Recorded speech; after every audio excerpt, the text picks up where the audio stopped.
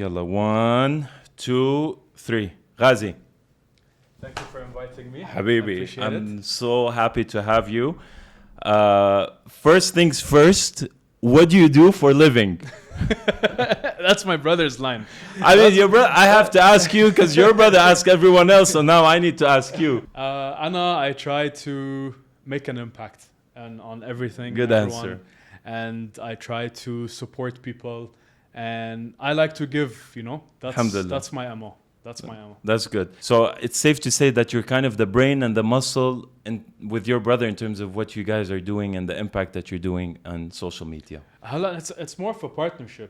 Ayman Yeah. has a certain set of skills in terms of creativity, in Yeah. terms of networking, in terms of really connecting with key people and key partners and onboarding them. Yeah. And I do the other side, which is negotiations, money, strategy, and these things. Yeah. So it's like he has a certain set of skills that are really important, Mm-hmm. and he knows how to kind of get that attention Yeah. on the business, on himself, on us in general. And then I kind of know how to monetize and how to come up with ways to monetize. And I think Hua, he's just really good being in front of the camera, and you're sort of like providing all the architecture and all of I the... used to be behind the camera a lot, but then I realized, with Brand Me platform coming, personal branding is important. So I have to be in front of the camera, and my team was advising me. They're like, yo, you better get on the content grind. Yeah. So I literally, within like less than a month, I was on 8 or 10 podcasts, like crazy. Bravo. Yeah. I mean, I love your content, and I love how you have a great relationship with your brother. Sarahatan, this is something very admirable. Usually brothers fight all the time. خلصنا No, we بالشغل. fight. Okay, you still... But you need to learn how to fight. Okay. You know? So you still bicker every day. Yeah, we bicker. But who's the stubborn one? You or him? We're both as stubborn, so that's why we clash a lot. But it's not about fighting. Fighting is good. Sometimes it's more of a discussion, Yeah. Because he has an opinion, we have an opinion. We kind of like work it out, and we know that for A, it's never gonna be personal. B, we're blood, C, like even if we have different opinions, we can find a common ground. Yeah. And then we just go with that decision. Yeah. But you're the older one, so انت مفروض تكسر راسه تقول له خلاص Scott, this is how it's gonna be done. Not really, bro. Ayman also has like he's good. He's good with negotiation and discussions. Yeah, so he has that power to persuade he you a knows little bit. how to maneuver, Okay. Mano Alil Ayman, That's good. Yeah. But I really, one thing that I noticed about you guys from all the other celebrities, well, not all, but you guys are very few in terms of, you're very grounded. You have a very, let's say, a spiritual core, intawiya, and you guys are also very proud of that. Yes. And you have also no, let's say, you have no issue showing it. And I don't know, I was just wondering, was it always been like this with you and him? You've just been, you got, let's say, you improved more in that area recently? For Ayman, it's always been there for him. For me, I wasn't. Like even really? Like 3-4 years ago, even 2-3 years ago, I wasn't that in tune with religion. I wasn't that much. I was kind of lost. Why? Just because I just had wrong people around me. I was dragged in so many different things in life. Trying different things and not always the right things. But alhamdulillah, slowly I kind of like realized that what I was doing before was just draining me, wasting my time, wasting my energy, wasting literally just dissipating whatever I was trying to do, and it always left me very unhappy, So that's good that you actually came to that realization very soon, much better than and then I realized after that, no, this is my calling, And was there like a turning point? Was there any specific thing that happened that made you sort of come to this realization? Funny story, okay? TikTok made me more religious. TikTok, wait, again, what? I never said this ever on any podcast. Good, okay? So this is special only for this. This is exclusive, okay. All right? TikTok made me more religious. I'll explain more. Okay. So we had one of our clients. I don't want to share who. And this person was actually super crazy successful, but at the same time, very religious. like extremely religious, which I respect. But it's religious in a moderate way. I'm practicing. That's what you mean. He practices. He's a good Muslim. You know, he's good to people. He's very like inspiring person just overall, right? Okay. And then we were managing his TikTok, and was an early days. So me and Ayman were doing a lot of the manual work. We didn't have a big team. So going on the For You page, it was like very Islamic, and then it kind of got me more inspired. But fear was the first thing that got me to take action and become more religious. Okay. I want to elaborate on that, please.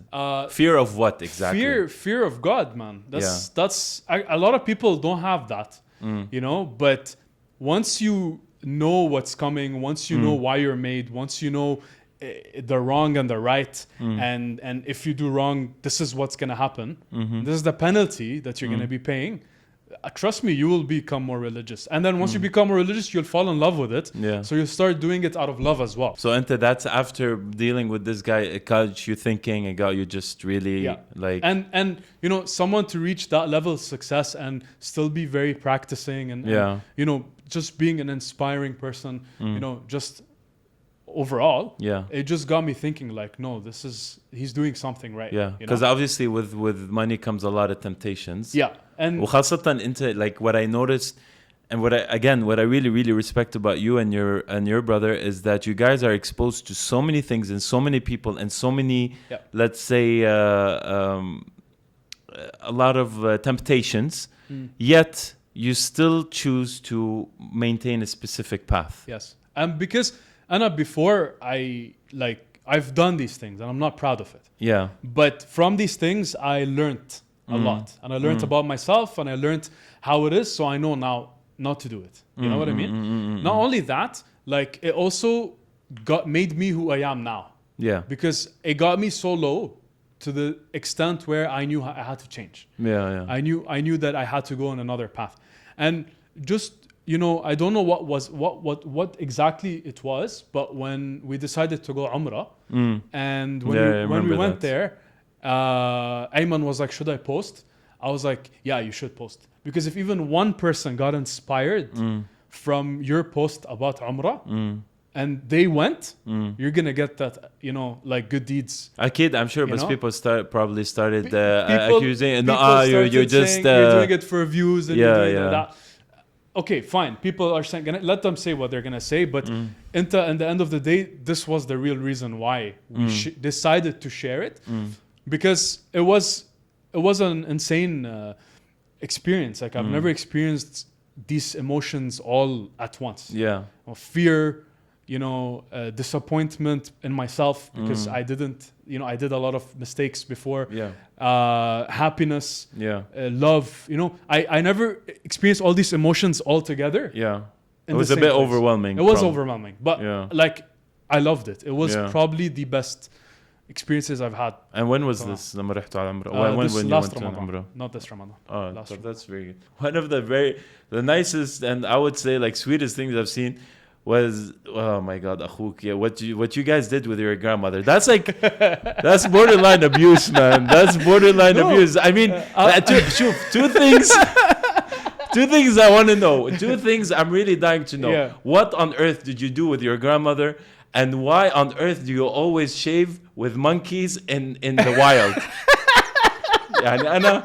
I need the answer to those two, please, so that I can understand and everyone else can understand this. Because you didn't just shave once or twice. I'm like, this guy is always shaving with monkeys in the show. Once with the Burj Khalifa, once with the museum. I don't know. It became like when I decided I'm gonna shave my hair all the time. Like just, you know, make it smooth. Yeah. I was like, how can I make this into something that can possibly go viral? You know? And then I was like, okay, you know, some people go to a salon, whatever. I'm like, no. How about I shave in the middle of the street? How about I go to a zoo with a chimpanzee or baby monkeys? How about I shave next to the Burj? You know? So we tried to do different scenarios. Yeah. And it's like, it just became like a thing, you know, where like barbers on social media started following me, bro. I'll give you a free shave. I'll give you a free shave. Can we do the video? I'm like, yeah, sure. They know that video. What video? That video. Today, where did you shave اليوم? Today was normal. Today wasn't normal. No time. Chill. Today I didn't have time. But like, I like to go different places. Yeah. And there's people like, it's not illegal to go and shave in the middle of the street. And no one stopped you? There is no law that says you're not allowed to shave in the middle of the street. Mafi, no one came, like a policeman or something, and be like, hey, where on earth are you doing? They just come, they say hi, they start laughing, they take a video, they leave. There's no law against this. So it's totally legal. It's totally legal. Okay. So, I mean, at least now we know that if anyone else is going to do it, it's Ghazi that started it. It's Ghazi's thing. It's not me who started it. I've seen it on a bunch of in other Dubai people. At least. Maybe. I don't know. Yeah. Maybe. Yeah. So, but at least let's say you're the coolest one doing it. I'll give that to you. But what about your grandmother? Haram, man. Shab ta'amlu fiya. Like, where are you guys doing with this? Or she's having more fun than you guys. She enjoys it. She's a natural on camera.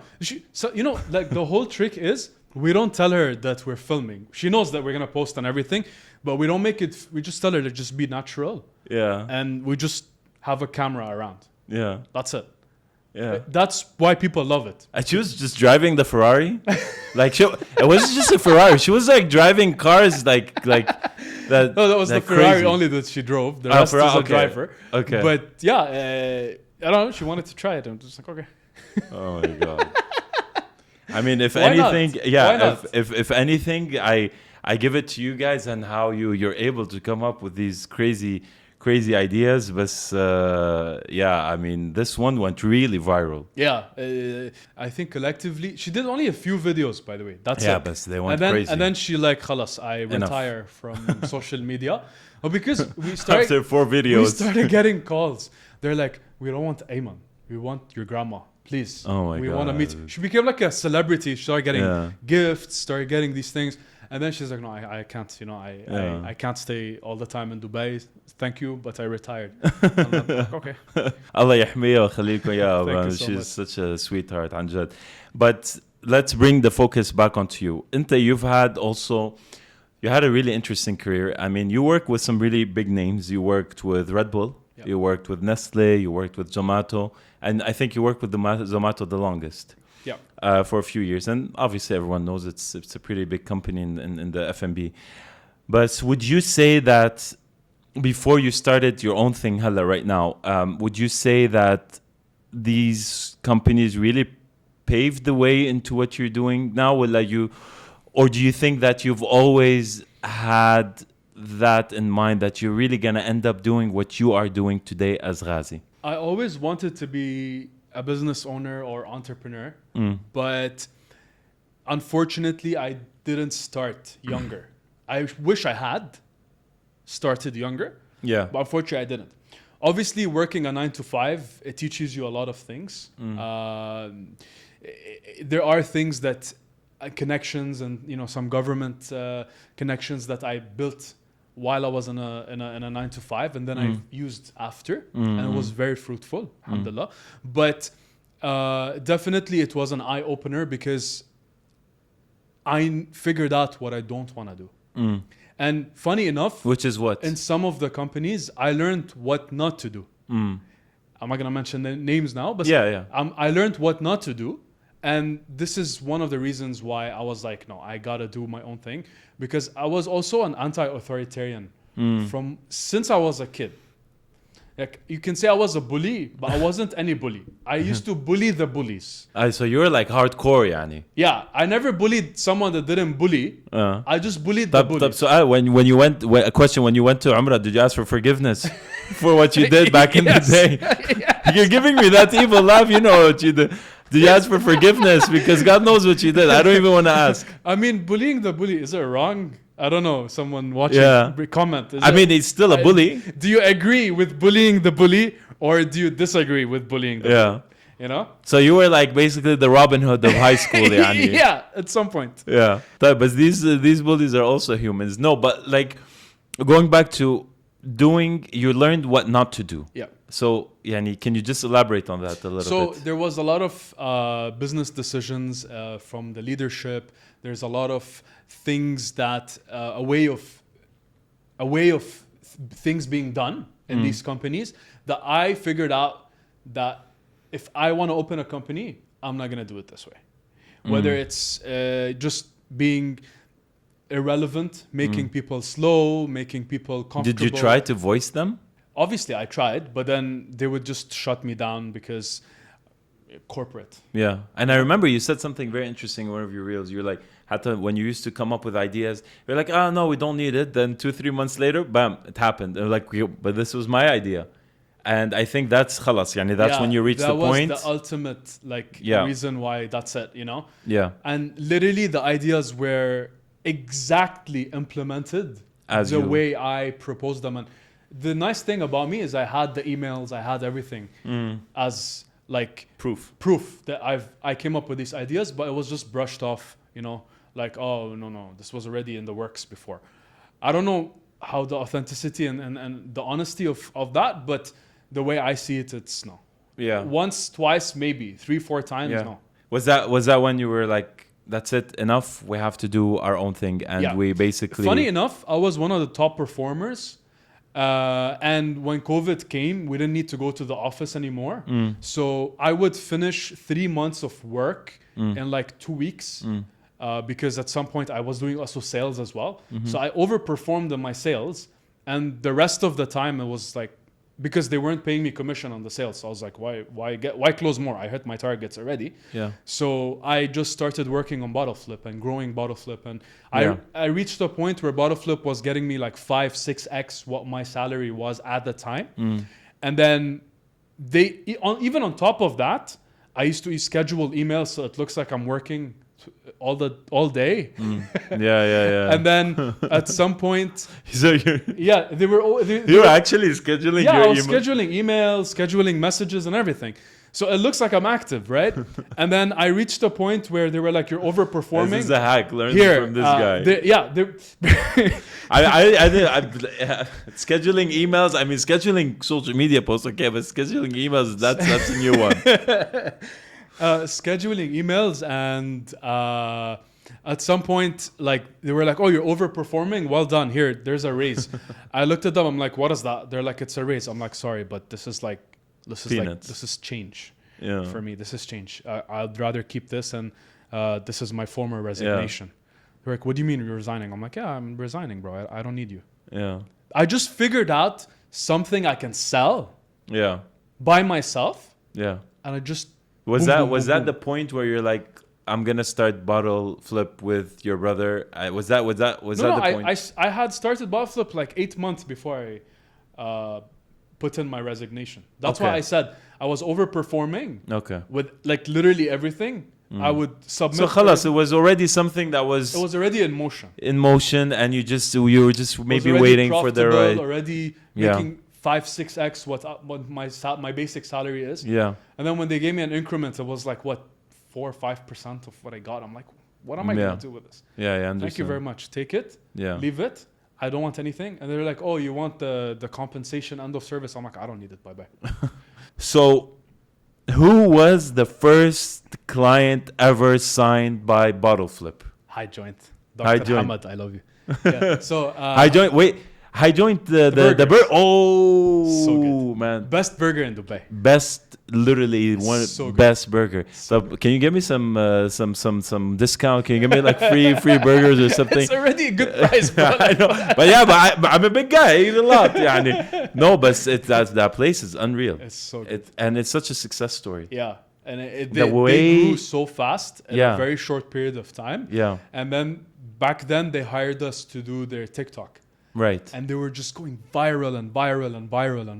Yeah. So they were so happy with the work that we were able to use that as a case study. And then we got, within like the 2 months after that, we had like 6-7 clients. Nice. I was still working full time. Oh, wow. Okay.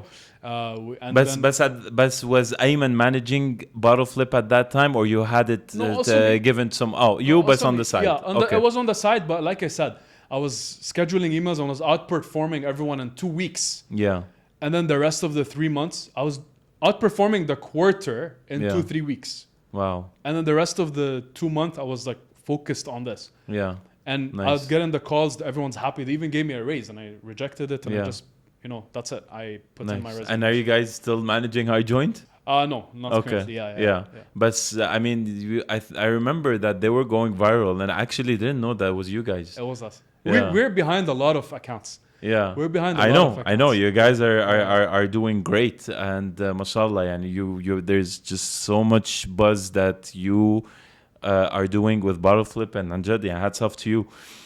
But your company also has your companies, because you guys have several things.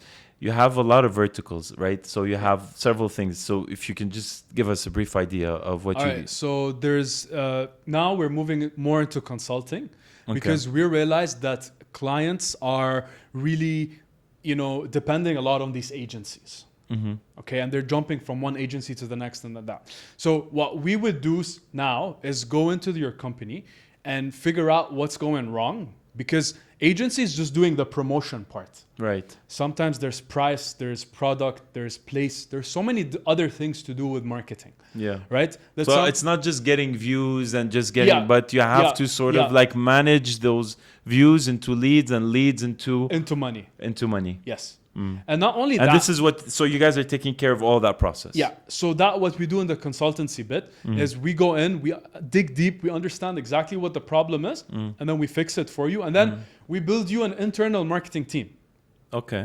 But not many companies want that, because some of the smaller companies can't afford to build an in-house marketing team. Right? But some of the companies that are willing to take the next level, willing to take the next step, they need this. So we'll build it for them, and then 2-3 months, we're done. Yeah. Take the keys. It's your car now. Yeah. So we'll build it for them, and then we go out. Then we have influencer marketing. Then we have the personal branding, which is a huge thing. Yeah. And of course, now with Brand Me, it's gonna become more of a tech startup that we are building, and then we're almost like you can say 1 month away from taking it live publicly. Amazing. And you guys, now one of the things that you guys did also is that you launched the Brand Me Summit. I'm actually curious about this because you guys also caused a big buzz, and you did it right after the 1 billion summit. I don't know if not right after, but it was a very close time, and I was just wondering if that was like a also strategic decision or Look, so we're not competing with the 1 billion summit, right? But I It's mean, more everyone of- was already there, so it it's was more really of a complementary element. yeah. So if you see the 1 billion summit, they're focusing on content creators and influencers, and they got 1 billion followers, or 1.6 billion followers to be exact. We said that we're not going to be focusing on content creators. We're going to be focusing on business owners and entrepreneurs that have a strong personal presence. Okay. And the way we marketed it is like, instead of saying, we actually had 150 million followers in our summit, but we actually marketed it in a way that $50 billion under one roof. So the whole point of our summit is, how can someone that doesn't want to become an influencer start his personal branding journey on social media? Nice. And not just social media, PR, press, all of these things. Because in this day and age, it's as important as having a website. Yeah. Your personal brand, not just your Yeah. Instagram for your business. Yeah, because I was gonna ask you that. You described the summit, but what is Brand Me? Like, can you define what Brand Me? Because this is the next big thing that you and Ayman are working on. So see, نحن the summit was more of a launching event or an announcement event, if you want to say. Right? Because نحن everything we do it opposite. So what do I mean by that? Normally companies, they go in, they invest in the tech, they build something, blah, blah, blah. Then they start marketing. We don't do that. That's not in the books. Our strategy is, we start marketing first, we make a huge buzz, we position ourselves on the market, then you launch whatever it is you want to launch. So we flipped it, like bottle flip, So that's our strategy, and that's the winning strategy for any business nowadays. Yeah. You want to open a restaurant? Fair enough. Start a personal blogging, food blogger. Start blogging about food and then open a restaurant. Sahas, for example, I don't know if you know him, the Saudi food blogger. That's what he did. Bro, No. he became massive. 5 million followers, something like that. Oh wow. And then he opened his fast food chain. Mad. خلاص, sold out. Within a few months, he had multiple outlets. For example, that you want to open a restaurant. Yeah. You want to open a marketing agency? Fine. Start putting out marketing content out there. Yeah. Get all the attention. Open the agency. Yeah. Boom. You want to open a hotel? Same thing. Start posting travel content. Start posting about. So you think right now the way to do it is just to start first with establishing and having a personal branding. Let's say, you are having personal branding first before you do anything. Yes. Before you get And into the younger you business. start, the better. Yeah. Like you're in school, Yeah. Start in school. start. Even if it's gonna change over time. Even if it's going to change over time, at least get people familiar with your face, Yeah. because this is probably the most precious thing you have. Like obviously with the combined with this, you know? Yeah. Yeah. This is very interesting because you seem like you have it sort of figured out. Still figuring it out. Yeah, Still still figuring figuring it it out. Yeah. But was it like the social media experience, the social media journey, and how to manage it with the personal branding, all of this? Is it just, would you say it's an everyday learning experience for you? Like every day there's things are Yes. changing, or there's a formula, a basic formula that you have to follow, and then you can just tweak it. Yeah. Yeah. Along so the way. there is a formula, right? And What's that formula? if you follow all of these big accounts in your niche, Yeah. whether it's a personal or a business or Yeah. just a fan page or community, Yeah. you would start understanding how you want to create your content. Okay. So there's like podcast style content, there is outdoor content, there is like very high res 4K content that you can be creating. There is content that has a hook, and then you kind of get the audience to do something about it. But as long as you start, that's the first step. Right. Then you'll start figuring out your style.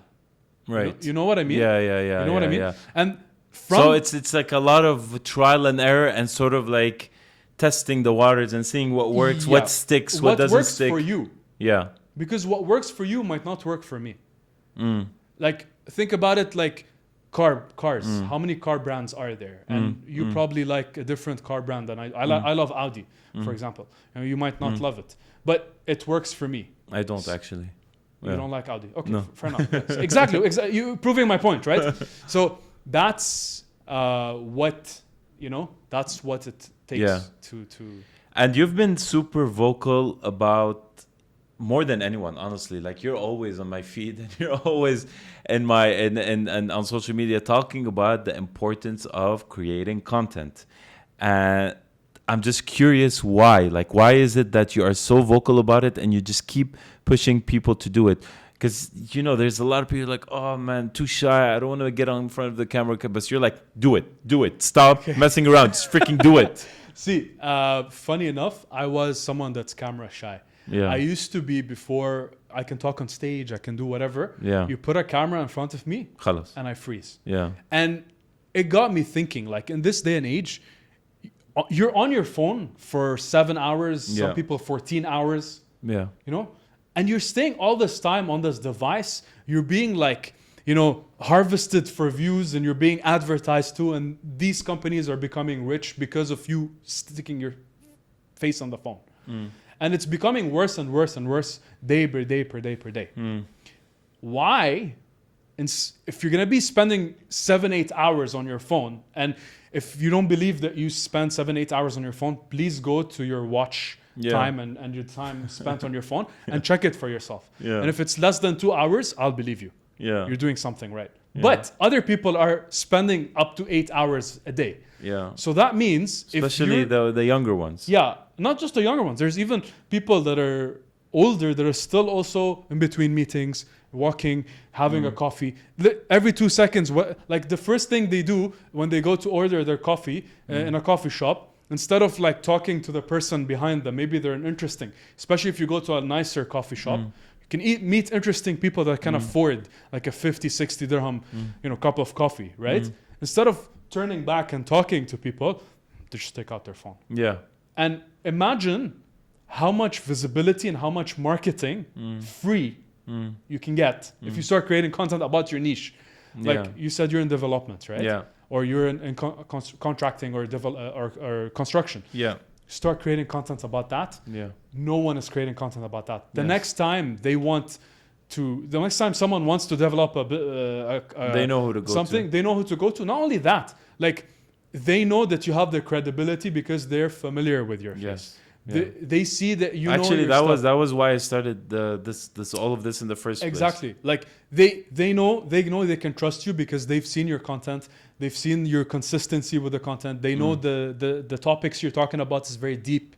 You know? So people now trust you before they ever met you even. Yeah. And then once they meet you, everything checks out. Then it's an easier way to do. It's business. very interesting that you mentioned this because when at the 1 billion summit, if you remember, there was announced that they wanted to build a center for content creators, a 40 million dirham center for content creators. And obviously, when the government does initiatives like this, then it starts giving you the idea that, okay, we're heading towards a very different direction, which is exactly what you're saying, is that there's a lot of focus on content creation. But my question is to you, does this mean that now maybe things are just shifting a little bit and that there is more focus on original content and just a face with the content and just a personality with the content rather than just things for views? Is that where it's heading? So people now, do you feel like there's more of demand of for a face and for people in front of the camera, not just things that look fancy and nice on screen? Is that it? Do you think like there's more focus on the content creators themselves rather than the other content that they're posting, like pictures or videos or whatever it is of other things? Look, I love the UAE because they're always pioneering at doing things right. No other government has really understood how important content creation is. And then they get all these content creators and they give them the golden visa. You know what's the first thing they're going to do? What? Pick up the phone and be like, Dubai is the best. Yeah. Best city, best everything, best. That's free marketing for them. Yeah. Literally. Yeah. And supporting this ecosystem and growing this ecosystem because they realized that content creation nowadays is bigger than TV and traditional media and the magazines and all of these things. That's what I was trying to lead into. It shapes your perception to the extent that the US is banning TikTok because of the situation and what's happening around the world. Because people are being influenced by the content that's being created. So imagine how important content creation is, and imagine a country by itself understands this and supports this ecosystem because they know that this is the future of the world. I mean, you're right, because even if I ask you how many times you open your TV at home, I don't. Exactly. So you even get some funny thing, they have the TV open, but you're still on your phone. Yeah, exactly. Like but it's always in my case it's always my dad watching Jazeera and just or the news or anything and just like full volume. But we are all on our phone. Like we're getting our information, we're getting our news from the phone, and 100%. We're just listening to other content creators about particular topics. And like you said, like you start sort of following or getting your news or your feedback from people that you feel you could trust online because they've already had a track record of and consistency. There's even some creators that are acting like individual journalists and TV hosts, and they have like 8-10 million followers. So they have more viewers than the actual media. Like it's crazy when you think about it. It's crazy, and because these guys are doing it with basically for free, and they just one person. It's crazy, that's so true. I actually noticed this with Twitter because there's a lot of these guys on Twitter that have millions of followers, more followed than other traditional news outlets, just because they take the news, they recycle it, they give it their own personal branding, as you said, and then they just put it out. Or even they create their own news, so they actually do their own journalism. And they get the news fresh before it's even distributed on the main networks and everything. And what I like about this, it's kind of like decentralized in a way. So if 10 people are saying the same thing, there's more validity to what they're saying. Obviously, you should do your own research, but there's more validity to what they're saying if it all matches up. Then just the traditional media kind of like taking it from their own angle and feeding you yeah. what they want you to believe. Or following a specific agenda. Exactly. Yeah. So when it comes to these platforms, you as Ghazi, what would you say personally is your favorite platform? Be everywhere. Everything. And I believe you're creating content, Yeah. do it right. Like, for example, So just in parallel, post everywhere. for example, this is on YouTube, right? Yeah. Then you can create reels, you can put them on the reels. Then you Right. can create TikToks. Obviously, you can edit it a bit different Yeah. for TikTok. You can post it on TikTok. Twitter, like X, Yeah. man, they're uncapped, like uncensored on anything. Yeah. So people just still don't realize the potential X Yeah. is giving to creators, and no one is jumping on it Yeah. as much. You Yeah. know. Yeah. So right now, people are going more viral on X than Instagram and TikTok combined. Yeah. And what's even better is the YouTube Shorts. Yeah. I actually use those YouTube too. Shorts is like, as a company, and you need to understand their strategy. Yeah. They introduced this as a new option, new Yeah. feature. That means the company spent a lot of money to develop this feature and Yeah. get consultants and that. They want to see return on their investment, Yeah. right? Yeah. So they're gonna, if you're an early adopter, they're gonna push your account Yeah. on their platforms. Yeah. So whatever new feature is there, use it. Because these platforms invested money and effort and time and teams to create this. So they want to make it successful. So they'll push you. But this is leading me into a very important question, and this also is going to touch upon something that you've been talking about a lot, is creating wealth from content creation. Yeah. So this stuff, whatever it is that you mentioned, is 100% accurate and true, and I agree. But it also takes a lot of time investments, time and effort. And for example, maybe people that have full-time jobs or they have other sort of responsibilities be like, yo, listen, I can't do this in parallel on all these platforms, let alone coming up with content and then editing it and putting it out and posting it and then managing all these different platforms. I can't. And obviously I cannot afford to have a company do it because they're going to ask for a retainer. That is just going to be too much, especially if they're not monetizing. What would your answer be if someone told you this? How would you do it? Bro, it's so easy. It's literally the same thing that you have with the gym. A lot of people, their main excuse not going and working out, oh, I don't have time. Oh, sure, you don't have time, but you're on the weekends, you're going to a brunch. Yeah. Tell me now you don't have time. Yeah. You know what I mean? Yeah. Or you're going out at night, staying 6-7 hours, doing whatever. Yeah. You don't have time? Okay, go on your phone and see how much time is on your screen time. Come on, you always have time. It's just about prioritizing. Yeah. I know a lot of things to get started is intimidating. Very. Much like biking, much like swimming, much like any skill that you're gonna acquire, you know? Even talking in front of a stage, whatever. It is a skill that you build, that you acquire, because let's face it, a bit of the older generation, I'm talking millennials and you know the older generation as well, we weren't born around these. Right. Like I was alive before Instagram Yeah. and before TikTok. Yeah. But the newer generation, they're just born with TikTok, you know? Yeah. So it's easier for them to adapt because they're just more tech savvy. I get it. It's hard, okay? But it's not impossible. So basically your answer is very simple. There is time. If you want to prioritize it, you can make time for it. And in your opinion, they should make time for it because this is something that is going to last for a very long time. In if the next 5 to 10 years, the people that have a strong personal brands are going to be the people that are going to be winning, people that are going to become billionaires, people that are going to really shape the world. Because in this specific time, even the people that are tycoons are understanding this and they're jumping on this early because we're just touching the iceberg with what content is going to look like in the next 5 to 10 years. And you more than anyone know it because you have, and you're working with you're working with accounts that have millions and millions of followers. So you know where all of this is going. You sort of have let's say a clear vision more than anyone else. See, I'll tell you, you tell me you don't have time. There is now ChatGPT. You can literally craft a prompt that is literally your personality, Okay, we can do some research. At first, it's gonna take some time. Yeah. But once you craft that prompt, Yeah. it becomes a content machine Right. for you. It'll take you what? 1 click, 2 clicks, you'll have Yeah. a content for the next 2 weeks. Yeah. Okay? Actual filming time is gonna be 4 hours.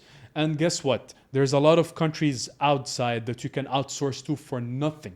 Have you Yeah. thought of Egypt? Have Yeah. you thought of Pakistan? Yeah. Have you thought of India? These guys are dying to work. Yeah. They want to work. They're excited to just work. that, And but they're really put the effort and the time and they're fast. And You you know? mentioned AI, ChatGPT.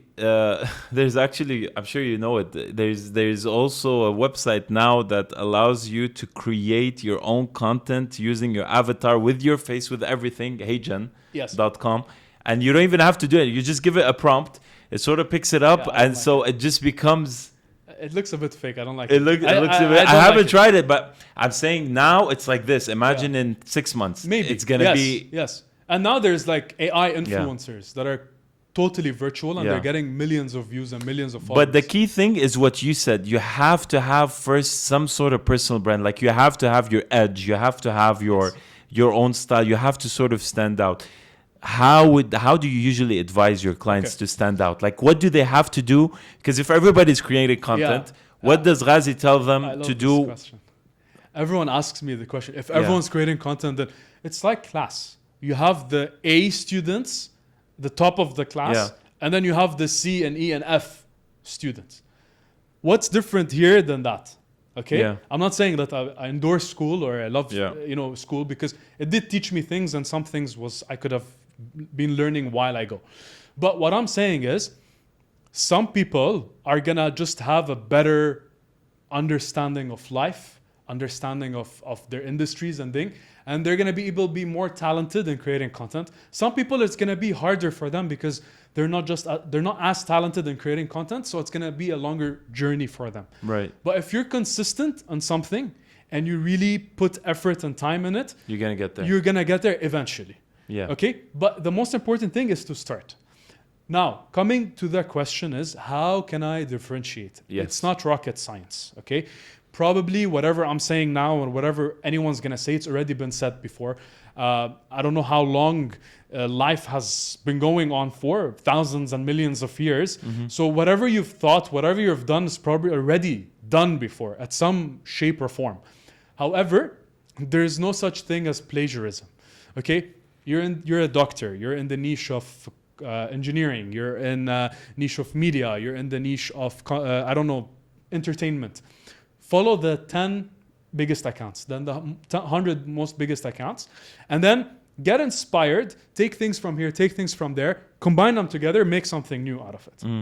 You know what I mean? Yeah. Like, you don't need to reinvent the wheel all the time. Yeah. Obviously, if someone has a super original idea, that's a better strategy to go, because you're creating something original. Yeah. But sometimes even that original might not be as successful, or it might take longer time to be successful. Yeah. So it's just a lot of trials until you sort of test it out. Because even me, like sometimes I get a lot of views on things that I did not expect to get views on, and they just, like you can't predict what people like. So see the thing that you got a lot of views on, try to understand what made it go viral, and try to replicate that. Usually, I'll tell you from my own experience, it's always things that seem, and I do that mainly in everything that I post, that or just very honest, valuable content, like really something that offers real value, authentic, like something that can be really beneficial. Like if you listen to it,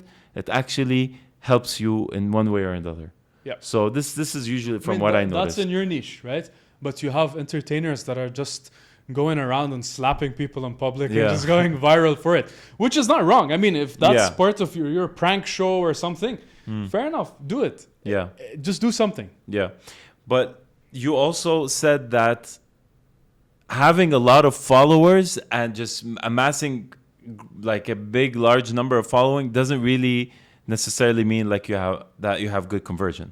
No. And you were also very opinionated about this, because you mentioned an example of people that have a lot less followers and much better conversion. So people always think that if you just have a large following, then you must be doing super well and selling and all of this, but that's not the case, right? No, I do manage a lot of influencers, and some of them are on top of their game because they know how to build communities, Right. right? They kind of make people feel special, feel exclusive, right? They kind of give value on their channels. They do private channels that people can join, and then they're just like, okay, what I'm talking to you now. They snap a picture. Hey guys, I before you see it on my main page, I'm just have a crazy talk with this guy. What do you want me to ask them, or what do you want me to talk about? For example, they answer their comments. They answer their DMs. They just interact with some of their community. Some people call them fans and followers. They're not fans. They're real people that support you. Without them, you wouldn't have been here. And some people, when they reach the top, or supposedly the top, they think that, I made it. I don't have to put that much effort. No, it's like a business. If you're a content creator and you're creating content not for personal branding purposes, for monetizing purposes, no. These are your business. So basically what you're saying in very simple terms is that if you really want to become, especially after you reach a number of following, in order to maintain your, let's say your presence as a very famous or popular influencer or content creator, whatever you want to call it, so you have to create a sort of a personal bond with your followers. Yes. And make them feel like they're not just robots or I don't people. Call them followers. They're not followers. They're your community. Without them, you're nothing. And a lot of people don't understand that. And it's and you guys try to teach them this, obviously, with your agency. You try to make them change the way they look at things. Yeah. And did you notice that there was anything specific in working with all these people that makes content go viral? Like, what is it what's the one thing that you felt was a consistent? Anyone can go viral. Just go in the street, catch a fish, start slapping yourself with that. It'll become a trend. Right? But then at the end of the day, no one's gonna respect you. No one's gonna care. That's true. It's gonna become a trend. People are gonna talk about you. People are gonna but you're not gonna be able to do anything with that fame. Right? But really positioning yourself as someone that's on top of your game, and same in terms of the industry, giving real valuable industry insights, teaching people how to change their lives, sharing your experiences and why you decided to do what you've done. What are the mistakes? Because some people don't like to talk about their mistakes. They just want to show you the bling, the cars, whatever, right? No. There are certain things that are wrong, certain things that happen to you that push you down. The community, as you call them, want to see this human side of you. Not just human, just be honest about something went wrong in your life. Obviously, not everything you can share, but what you can share. But I'm going to be the devil's advocate, and I'm going to say if people start doing that, some creative, then other haters are probably going to say, you're doing it for views. You're doing it. But that's the thing. You can never, it's very hard sometimes to please. I'm agreeing with you, but I'm saying that would be the counter argument. Let them hate. Yeah. Let them Simple. hate. You know what's funny? I've seen people that do bad comments. Yeah. Okay? Me personally, I give them the same energy back. So I don't really mind. That's part of my personality. Okay? Because you're an ex-bully. You're an ex-bully. You're the ex-bully of bullies. So that's one of it. But funny enough, these people, when they're putting bad comments, they meet you in real life, they'll come take a picture with you. I kid you not. Wow, that's so weird. I've met them many times, that's me and so Ayman, weird. when we're out and about. And even the opposite is true. Like, I was so happy once. We were literally, it was a few months after we came back from Umrah. And one guy approached us in an event and he's like, bro, I actually went to Umrah because I saw your video. And I was like, wow. Nice. It kind of made me feel like we accomplished I something. did the right decision. Me and Ayman, when we decided to post this. Even though you were worried that we were worried because there is something in Islam that says, you should do good without showing it. That's true.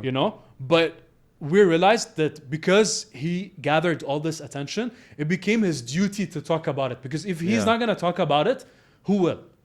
That's true. And I feel like now it's just becoming your way. Like you're just really, really sticking to it. And this is something I feel like you guys sort of have this, you owe this responsibility towards your community, towards the followers, towards whoever is watching your content, because you feel that because of them, that's where you are today. Yes.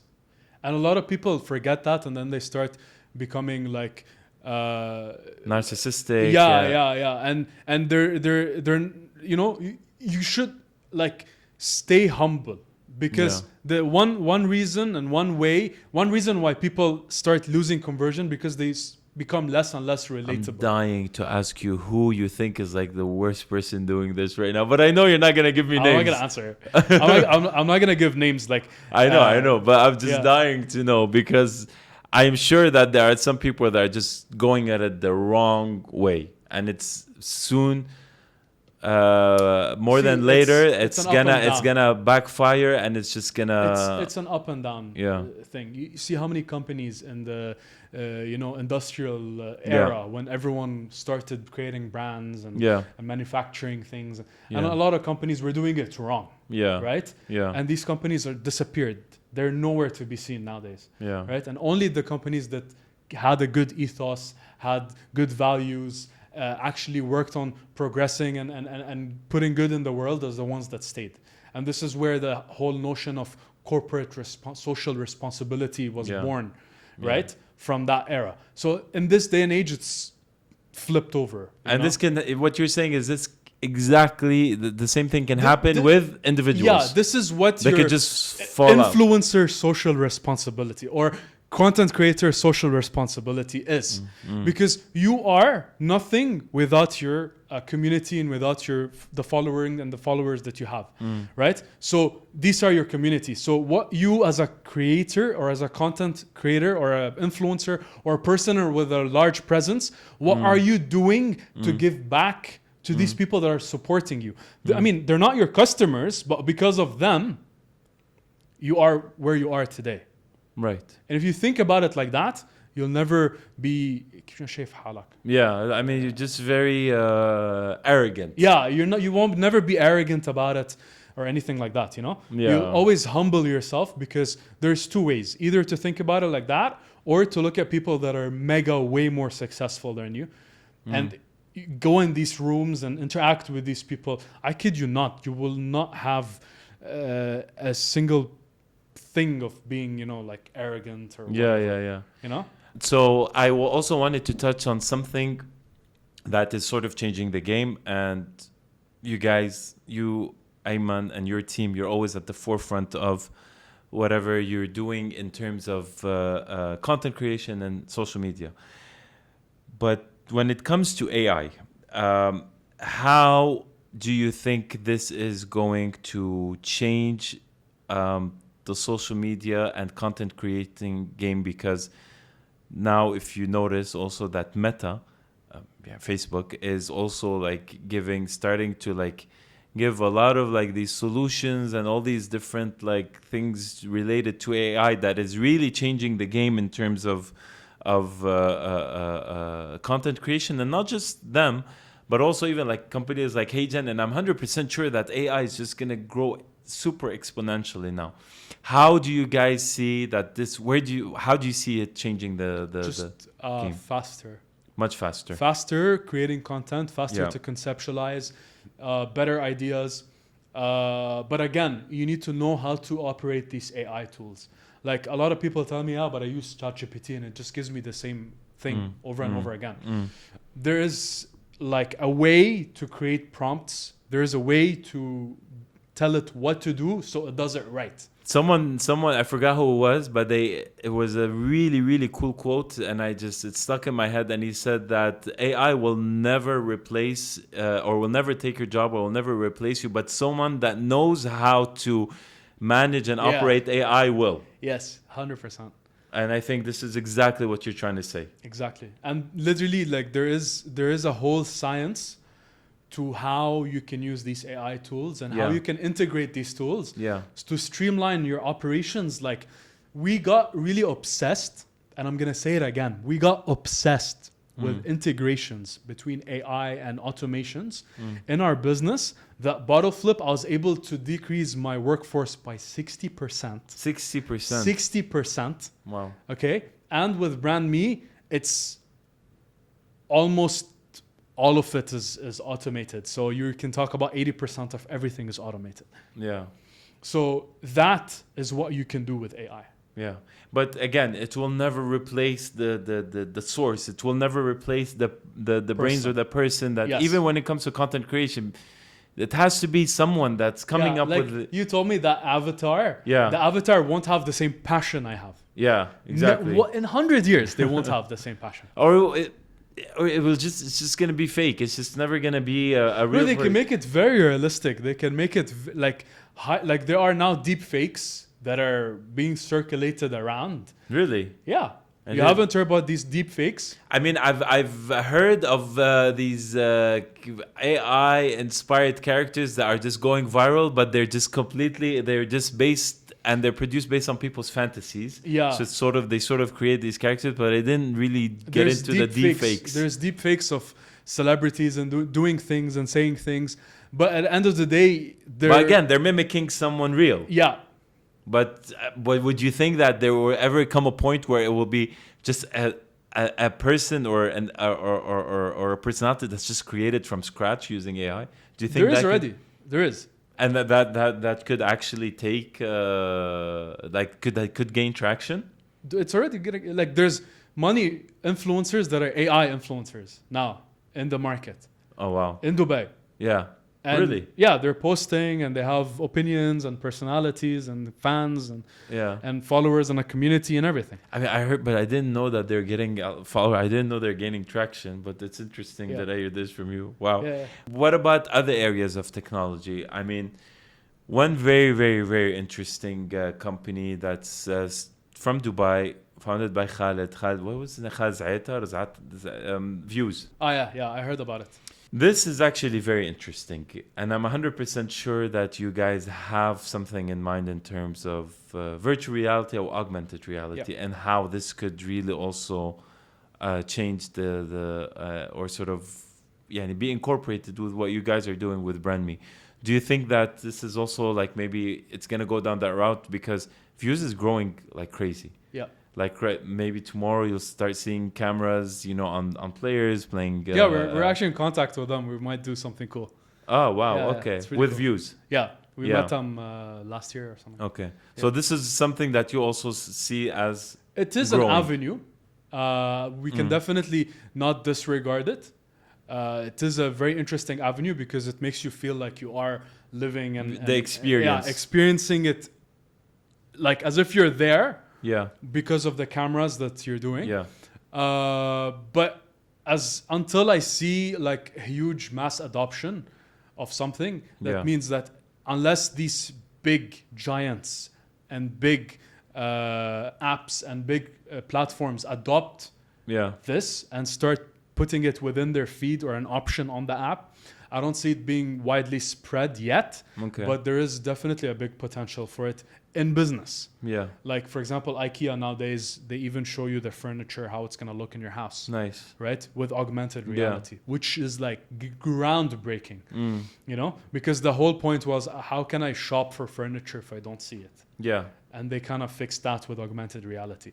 Now with the new Apple goggles, it's crazy. I've tried it and like it just takes content to a whole new level. Right.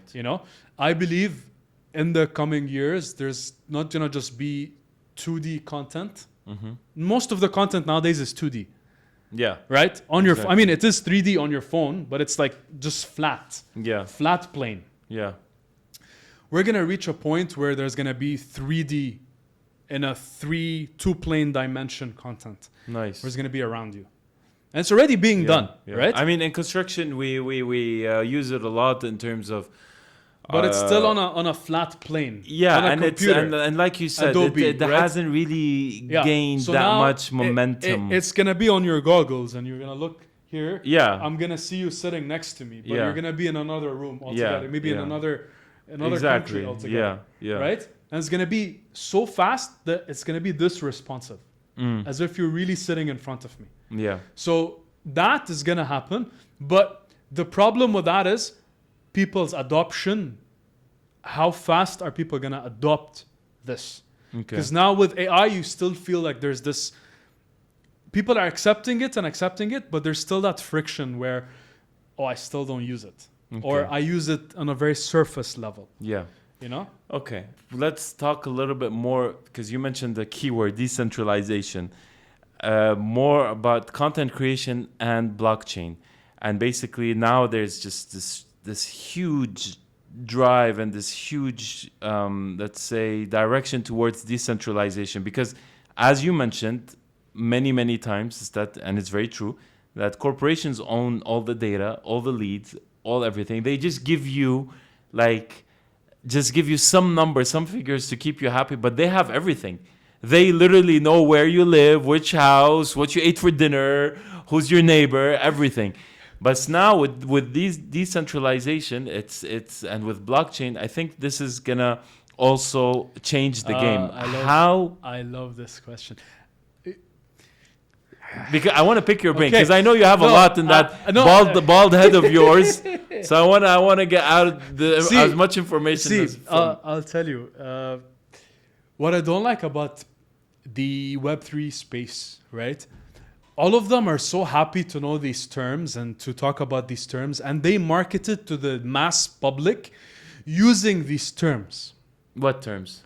Blockchain, decentralization, this, that.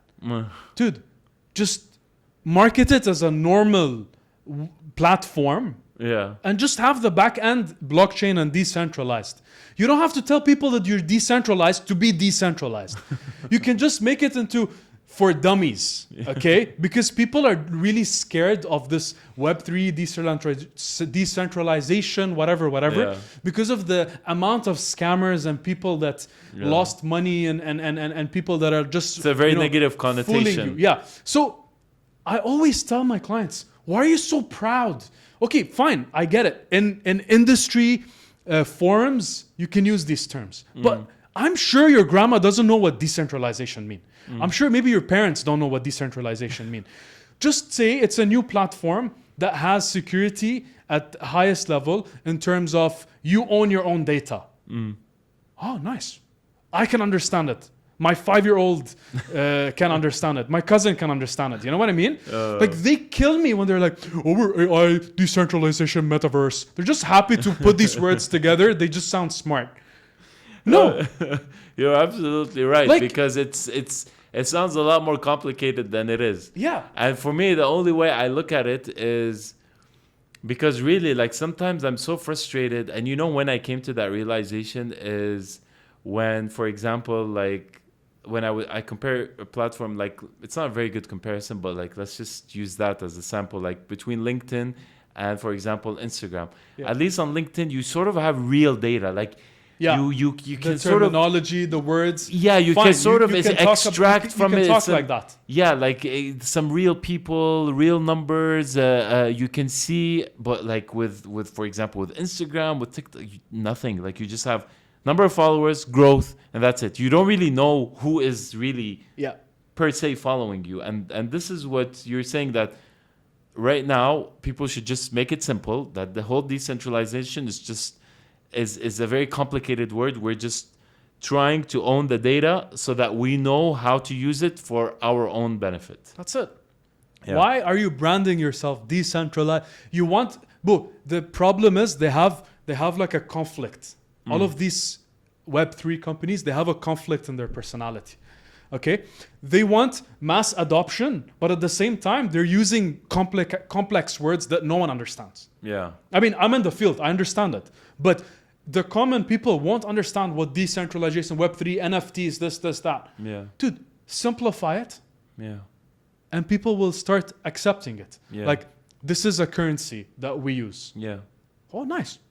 You can use this to pay for things on my app. Yeah. Okay, fine. Crypto, bro. Yeah. Crypto, bro. Like, it's crazy. But is this something that you think you could start the Web3, which I don't want to use the word now. I'm too scared of using No, it's the fine. word. You can use it. You can use it. No, because I get it. Like I understand. Because I mean, I have a lot of friends in that space, so I understand the difference. But now I'm scared of using it. Cause No, fine. You can say Web3, but like they just keep using these I crazy know words, what you mean. and then they just expect everyone to accept it. Yeah. Dude, you want people to accept it? It's literally the first rule in marketing. Yeah. Make it so simple that a 5-year-old can Yeah. understand it. If you make it that simple, then you'll be Yeah. successful.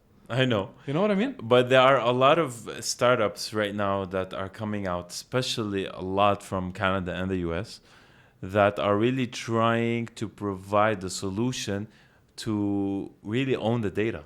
Like Yeah. when you get, are you guys looking into that? I'm just very curious because it sounds very complementary to Brand Me and what you guys are doing. Yeah. So that, and for me, when I start any business, I do it the opposite. So once we have the demand and we built a community, then we introduce our products and then we introduce our service. And then from there, there's, version 1, version 2, version 3. Obviously, if we start implementing NFT technology and we start implementing blockchain technology, I'm not going to be branding it Yeah. Yeah, I know. as a Web3 company. It'll still be... That will be in the back end, but you'll start telling people, listen, You own your finally data. you own your data. You know who is... Exactly. You own your data Yeah. 100%. Like we have no access to your data, for example. Right? Or for example, another layer can be, you can authenticate things on using an NFT, but we won't even call it an NFT. Right? It's just an authentication process that you have. Right? Or it's like a card. It's like your access card or whatever. Right? So maybe that is something that we will explore in the future, but as of now, I'm just concerned in building the community and the demand first. Yeah. Because why should I invest in all of these technology if it's not going to end up being adopted? Yeah. So I'll you're be still waiting to see like a proof that it's just really going to work and then maybe incorporate it in later versions of your and platform. I'll never make it my personality as a brand. Yeah. You know? I understand. Like, for example, even governments now use this technology, but it's not their personality. Yeah. They use it. And they've been using it for years. Yeah. Way before we started hearing about it. But it's just a way of record keeping. That's it. Yeah. Okay. Yeah, fair statement. طب let's get a little bit personal about Ghazi. Sultan Ghazi. The bald Sultan Ghazi. I'm curious to see this guy. Who's this guy? Wallah, I swear, I'll show you a picture of it. Actually, you know what? Let's do it right now. I mean, what? It's my podcast. We can do whatever we want. He looks like you. Man, you think I'm bullshitting you? It's real because I looked him up. I just put it as a caption because my grandma's half Turkish. Billah alaik. Isn't this you? Come on, man. No, I mean, okay. Remove the tarbouche. This is you. He thinks it doesn't look like him. It's an older version of him without the tarbouche. Wait, let's move the tarbouche upwards. Wait, let me put it beside your face. No, Yeah. no, I have a rounder face now. I mean, he has a bigger mustache. That's about it. Sultan Ghazi, who is your mentor? Because you're so like passionate and driven about everything that you do. Do you have one? Do you pick one, or are you planning on picking one? No, it would be my father, number one. Okay, very good. And then there was actually something my dad kept saying for like since I was able to read and write or understand, right? It goes, it's in Arabic, so I'm going to translate it to English. There's something my dad told me, and this stuck with me like all my life. He said, if you don't have a wise person, pay and get a wise person. Nice. Like, I didn't understand it at first, but what he meant is success is duplicable. If you're interested in a field or you're interested in doing something on a personal level, go to someone that you feel is the best person to give you advice in that field and then ask them questions. Yeah. And if you don't have that person, even pay to get that person. How do you say it in Arabic? إذا ما عندك كبير اشتري كبير. Nice. Yeah.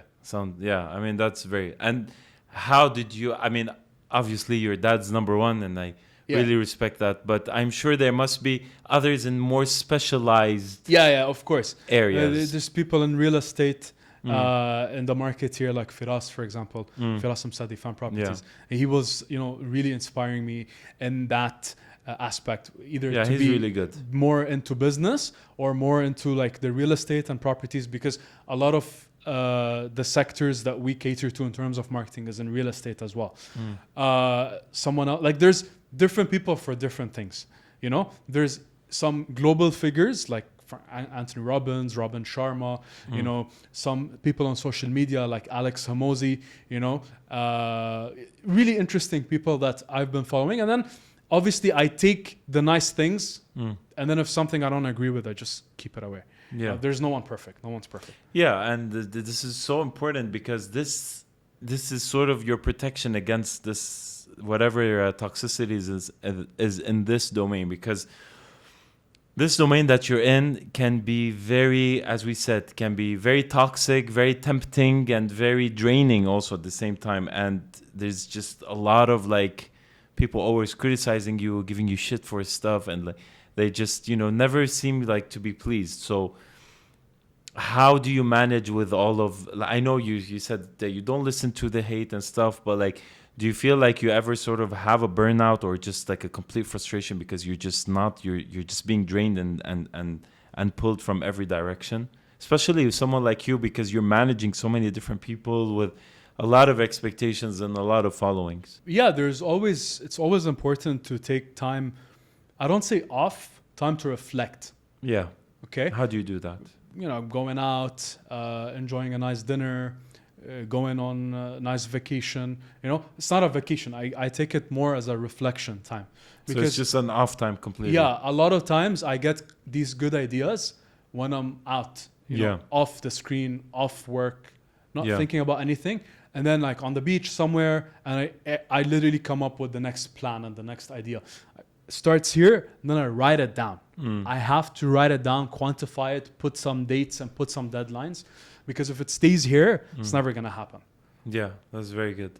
So with all of this that you mentioned, do you feel like you are where you wanted to be? Do you feel like you could have done this without your brother? Or you feel like having blood with you can really, really because you talked about two very important people. Your brother, who's your partner, and your dad, who's your mentor. Yeah. Do you feel like this couldn't have been possible without them? No, definitely having a good support system, whether it's within the family or someone outside that you can really count on. And what I mean by support system is not someone that's going to clap. Just, good, continue, go, keep on doing it. Good, go ahead, it's okay. It's okay. Yeah. It's okay, you don't work out today. It's okay. No. You need someone that checks you. You need someone that really cares about you. They see you slacking. Yeah. They'll hit you with the hammer. Yeah. That's the kind of person that really cares about you. And that's the kind of culture we have as brothers and, with my father. So he gives you that reality check. He's not there to clap for you. He's there to prepare you for the real life. Yeah. Because it's not going to always be like, people are not going to just keep clapping for you your entire life. And I don't get it why now with kids, we became so soft on them that everyone is a winner in a race. You play football and everyone gets a medal. Yeah. No. What are you teaching them? And they go into real business and let's say participation medal. They start a company as simple as clothing, and they think, "Khalas, I'm gonna sell out because all my life I did a little effort and then I won something." And in this case in business, I got some money. It doesn't work like that. And my dad, he never ever. Yeah. Like my dad is a karate sensei.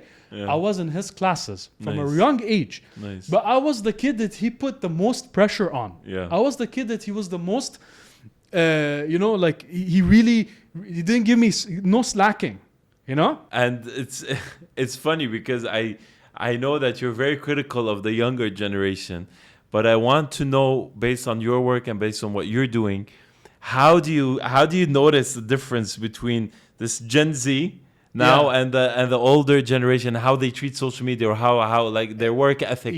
What are the major? Because I'm sure you must have a very it clear. drives me crazy. Yeah. From both sides.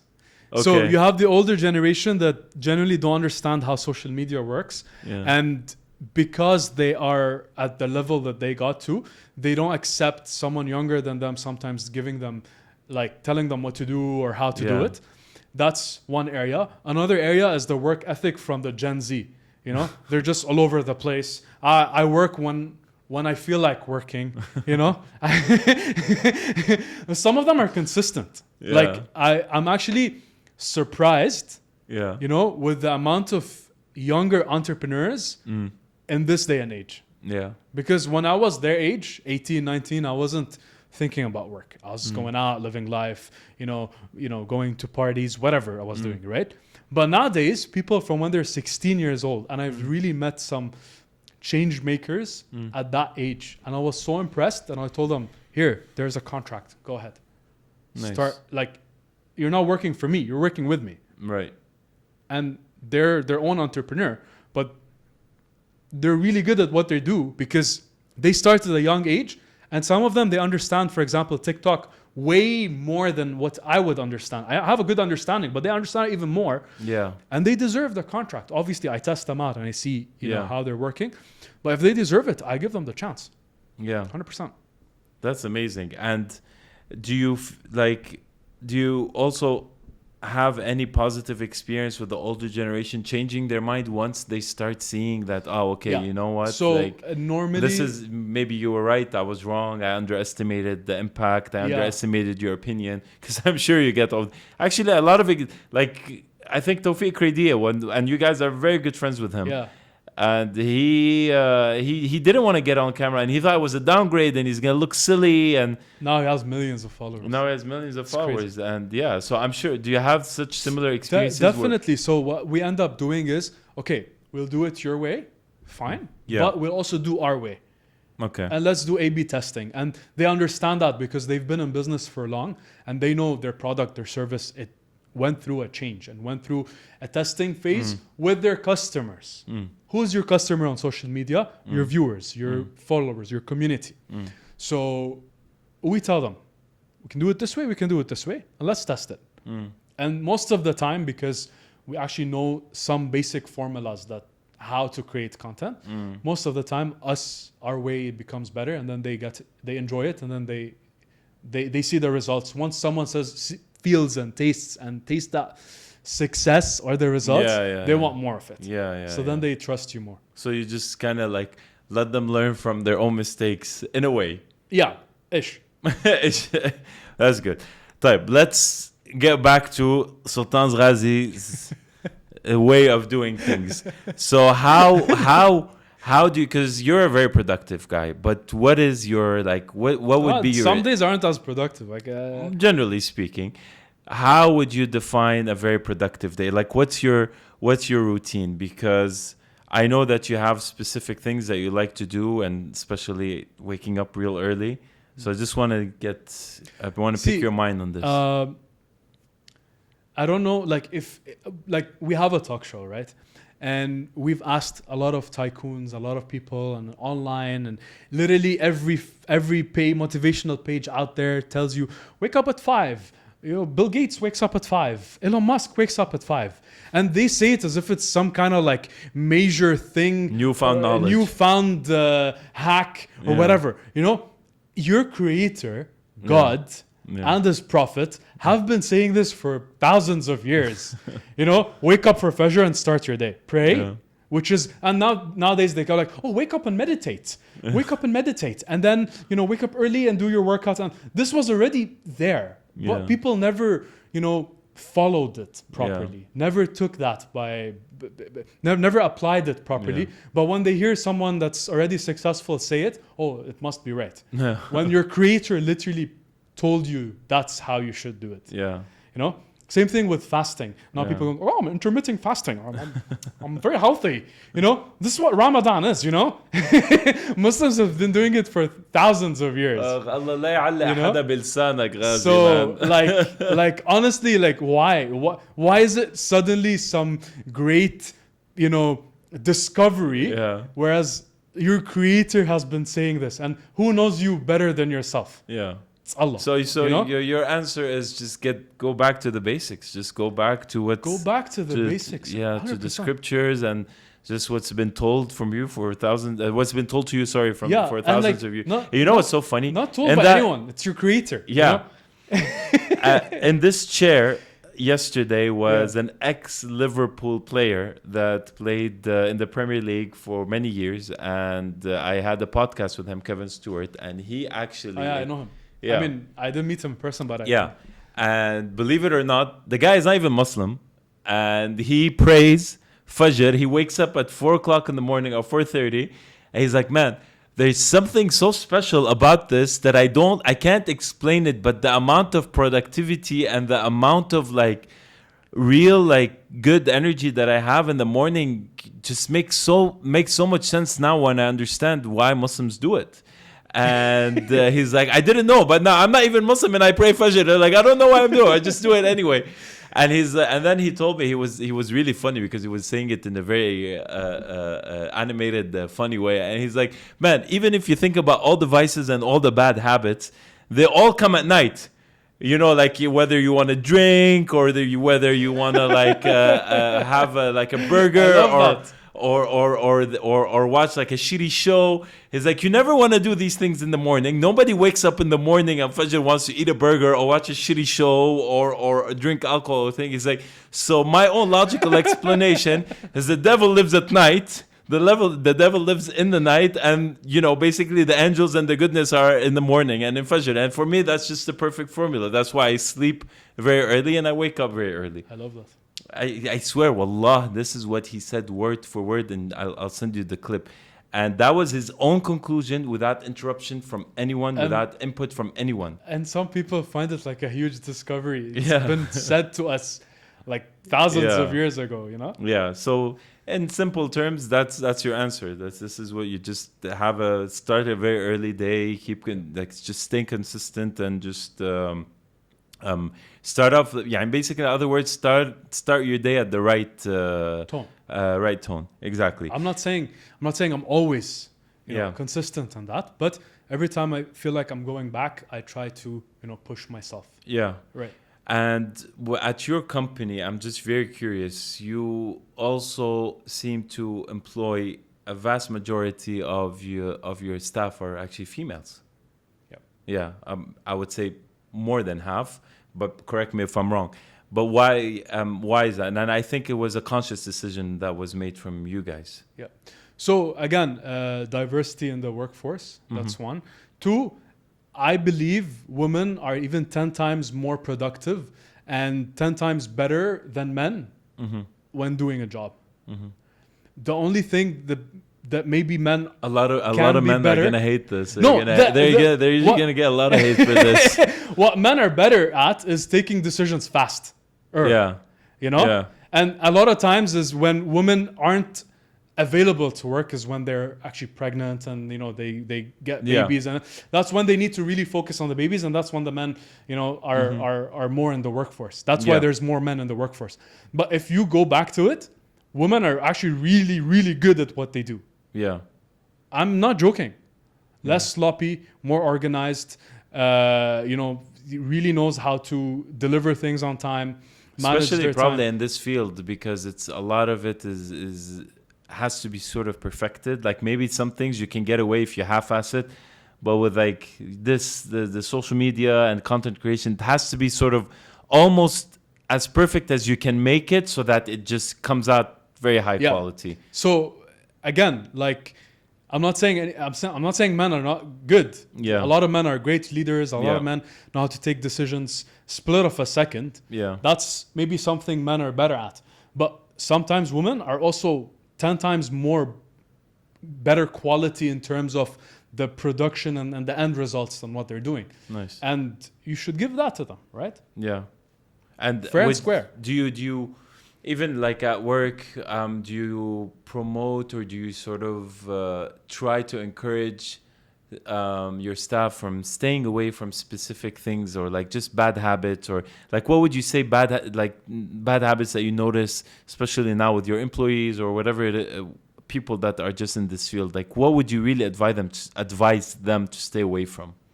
in terms of just that professional or yeah, like professional. mindset? Yeah, both. Because I know you're very opinionated about these things. I would Yeah. say both. What would you say? So honestly, like general, right? You cannot be performing at your peak or apex Mm. if you're not well rested, if you're not, eating good nutrients, having a consistent life routine that you do. You can't expect yourself to perform it on your apex or your best. Mm. You know, I'm saying I have days that are off. Mm. Everyone does. Mm. But as long as you're conscious of that and you go back to that winning routine that you built for yourself, you know? That's very good. Yeah. And do you feel like there are some things that you regret that you could have done differently? I mean, Could have started earlier. that's you mentioned that. could have You're just very bitter about not starting much earlier. I could have. I'm 28, almost 2 months. Yeah, I mean, But I could have started at 20-year-old Ghazi. But listen, if you think about it, maybe Ghazi, but maybe you know? it wouldn't have been it wouldn't have gained as much traction. Maybe you just started at the right time, because I think at the time you started, TikTok was really blowing up. Yes. Right? Yes. So you have to also think about that, maybe this was the right time for you. I don't know. It's all like, it just happened in the right time, I guess. Yeah. So with the final takeaway, what, for anyone watching this, and especially the ones, because I know you are the most vocal about personal branding and content creation, and just you're the one leading the way in this, along obviously with your brother. But you are the main guy. What would you tell anyone that's watching this, and how they should really look at personal branding and content creation? What should they start doing now? Okay. Do you want to become an authority figure or looked at as an authority figure in your industry? Do you want to open up more opportunities more than your wildest dreams? Mm-hmm. Do you want to increase your income and increase your disposable income, to where it should be or where you deserve? You start personal branding. You start showcasing your talent to the publicly. You tell me I don't want to do it on Instagram. You feel childish? Fine, do it on LinkedIn. Stay consistent for the next 3 months, and you are gonna change your life maybe 360. Yeah. Or 180, because 360 you come back to. Yeah. Oh, as you said before, even if it's not 3 months, just stick it out. Stick it out and you'll see results. Another thing my dad used to say, الحجر اللي بيتشقلب ما بيطلع عليه خضار, Yeah. So the rock that keeps moving, grass doesn't grow on it. That's very true. So that what he's trying to say is be consistent on. You decided to do something, make sure you know the why, because if you lose focus of that why, it gets you back. The why gets you back on the right track. Nice. You lose focus on what you were doing. Yeah. And to end this, and do it now. Amazing podcast with you. When are we finally gonna see the Brand Me platform out? So expected in 1 month, less 20 days. Yeah. And as you said, it's going to be, I think, subscription based, right? Yeah. So Brand Me platform is a one-stop shop for all your personal branding needs. It's a platform that offers modules, tools, checklists, AI tools, best practices from industry-led experts across industries. Okay. And then the second part of it is, if you're too lazy to DIY, so do it yourself, we can do it for you as well by hiring a team on the platform. So you give us like a sort of understanding of what you are by filling out some kind of things about yourself and sharing some kind of information about yourself. And then the rest, with automations, AI, and a little of human interaction, you will get final results of creating 8, 10 videos, 15 videos per month. And also maybe, starting a blog or starting, articles as a key opinion leader on LinkedIn or these kind of things, all done for you. Nice. On the platform. Amazing. So it's not just a platform, it's also a community for like-minded individuals across different fields. And I think this is the first one to be done in the country, maybe in the region, I think. It's actually in the world. In the world? Yeah. Wow. So as a like, okay, so we took a step back. We're like, we're really good at personal branding, okay?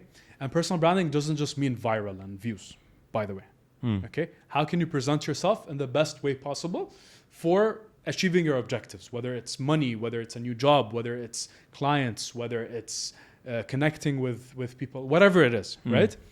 So we're like, there is a social media industry, but within that, there is no personal branding industry. You know what I mean? So that's why we created the Brand Me Summit to create massive awareness about an industry in this day and age that's connected to everything.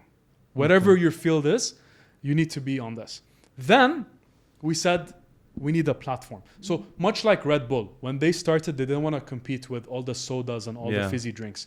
So they created energy drinks as a category and they lived in it. Yeah. And they were the first mover to that. And then you see all the other, Monster and these things. So similar strategy of why we did the Brand Me Summit, and that answers your question from earlier as well. Amazing. Ghazi, Sultan Ghazi. Lovely having you. Thank you so much. What a great guy. What great energy, amazing laser focus, and I'm very, very happy that I did this podcast with you. Appreciate it. Thank you for having me. And inshallah, we'll have a few more now coming up, as we said. Yeah. But yeah, I just hope a lot of people find value in all of this. I'm sure they will. Habibi. I love it. Appreciate it. Hatta, your questions were actually really, really good. Thank you.